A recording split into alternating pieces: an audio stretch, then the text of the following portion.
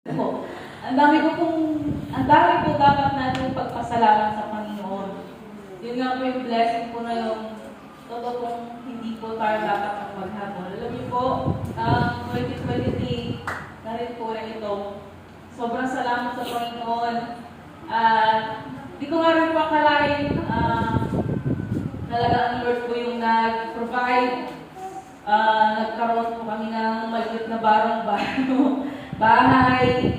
At sa taong din po ito, may sasakyan na mas maluwag na kung parot pa rito na po, hindi na po gaano kahirap.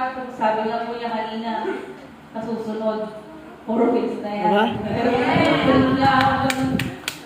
Kaya Lord, ang taong ito, salamat sa Panginoon. Alam niyo, nasa biyahe pa lang po kami. Napipil ko na po yung presence po ng Panginoon. Yung kagalangan ko sa puso ko, alam niyo po, basta mag-chat si Pastora. Hello, Pastora. Kinakabahan po ako niyan. Lagi po akong kinakabahan. Ano kayo sasabihin ni Pastora? Sabi niya ganun, di ba kayo uuwi ng Dilakay? Sabi po niya gano'n. Hindi ko po alam, pero nagpaplano po kung kasama ko na uuwi po sa kanila. Pero ako wala po talaga plano-plano na. Dahil yung pera po balik po namin uuwi po ng Dinadjawan na ipadala po sa father-in-law ko. So sabi ko, kaya wala na po akong planong pumunta rin po rito. Pero salamat sa Panginoon, magtatapos ang taong ito na nagawin po muli kami rito. Alam niyo po yung kagalangan ko sa puso ko, sabi ko gano'n. Sana ganito yung kagalakan na laging nararamdaman din ng aking mga kapatid. Alam niyo po, kahit wala po kami nung napakalaking pera na sinasabi, pero yung kagalakan sa puso ko na hindi inaagaw ng kahit na anong bagay, yun po yung lagi kong pinagpapasalamat sa Panginoon.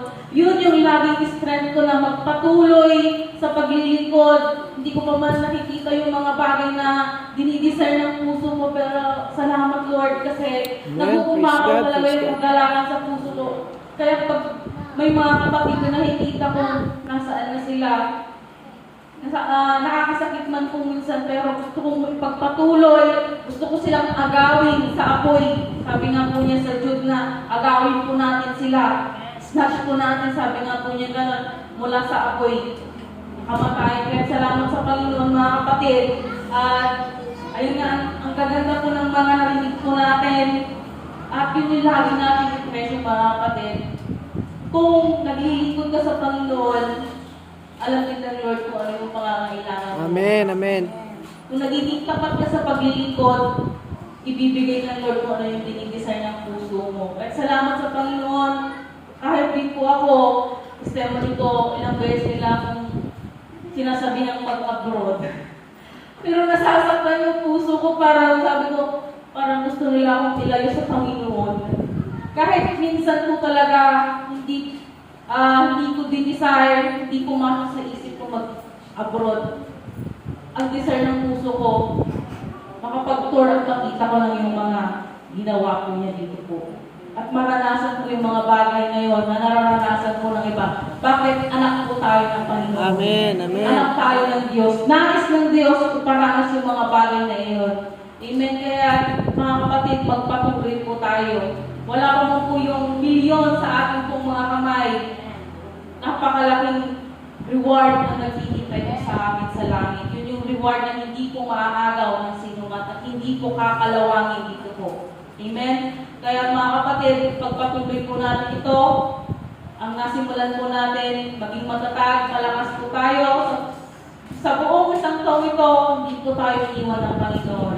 At sa susunod pong taon, alam ko, marami pang nais ipakita ang Diyos sa atin, kaya manatili lang po tayo. Purihin po ang Diyos.